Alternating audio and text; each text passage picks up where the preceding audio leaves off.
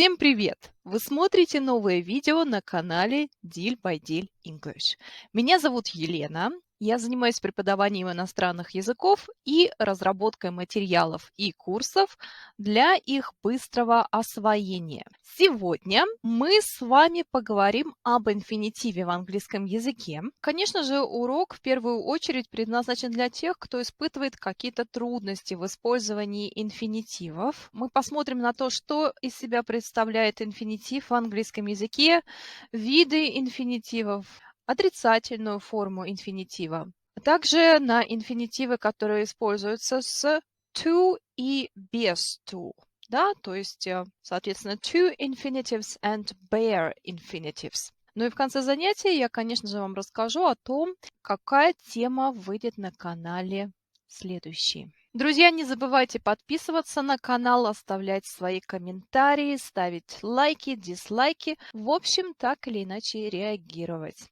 Для начала несколько слов о том, что из себя представляет инфинитив в английском языке. Инфинитив в английском, также, собственно говоря, как и в русском, это неопределенная форма глагола. Инфинитивы отвечают на вопрос «что делать», «что сделать» и так далее. Всякий раз, когда мы открываем словарь, у нас с вами будет перед глазами вот такая вот пометка. Design и verb. Что такое verb? Verb – это глагол.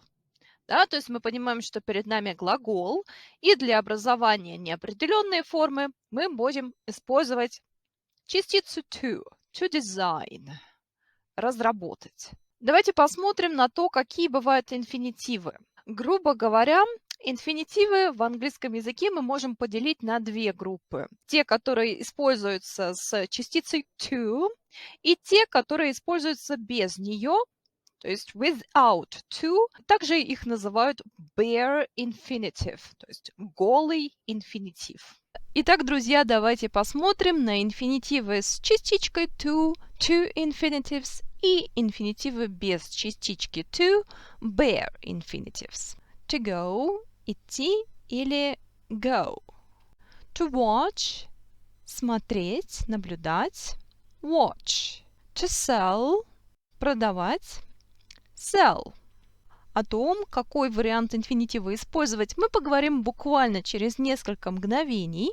Друзья, я вам уже рассказывала о системе времен в английском языке. Кстати, если вы еще не смотрели это видео, рекомендую посмотреть его после занятия. Ссылку на него, а также на другие полезные ресурсы вы сможете найти в описании к этому видео. На всякий случай вам напомню, что в английском языке существует 4 основных аспекта времен. Да? Это времена группы simple, continuous, perfect и perfect continuous. Соответственно, инфинитивы у нас также могут быть simple, например, to study, continuous, to be studying, perfect, to have studied, или perfect continuous, to have been studying.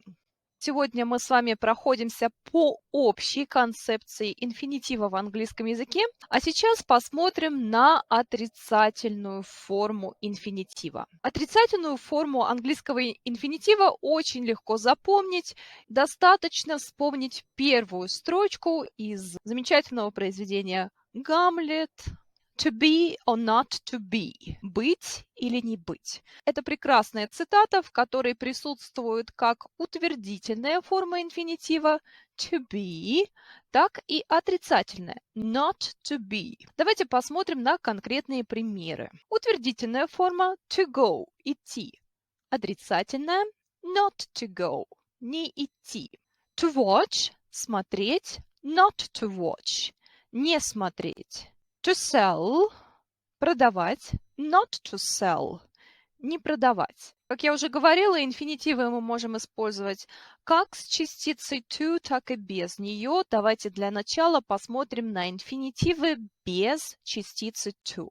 Инфинитив без частицы to используется после модальных глаголов. Can, could. How can I help you? Как я могу вам помочь? May, might. May I come in? Мне можно зайти? Must. Show must go on. Шоу должно продолжаться. Needn't. You needn't worry. Тебе не нужно волноваться. Shall, should. Shall we watch TV? Может, посмотрим телевизор? Will, would. Will you marry me? Ты выйдешь за меня замуж? Также инфинитив без to мы используем после выражений had better и would rather. Had better – это лучше бы, следовало бы. You had better return home. Лучше бы тебе вернуться домой. А выражение would rather обозначает предпочитать. Would you rather do it yourself? Ты предпочел бы это сделать самостоятельно? Еще один кейс после глаголов have, let и make. Let him decide. Позволь ему решить, пусть он сам решит.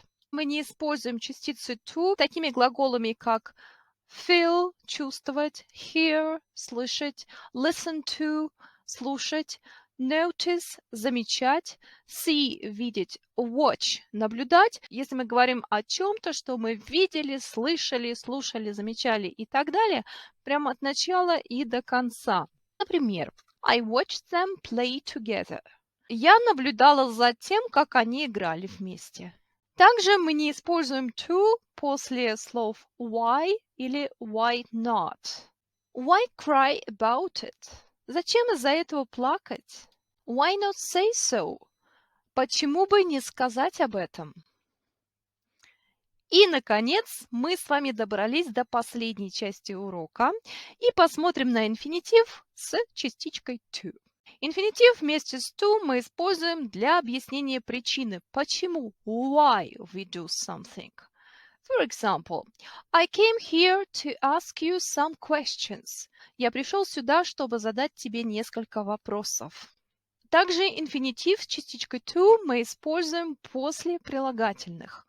I'm very glad to meet you. Я очень рад, доволен встретить тебя. Ну и само собой разумеется, мы используем инфинитив с to после определенных глаголов.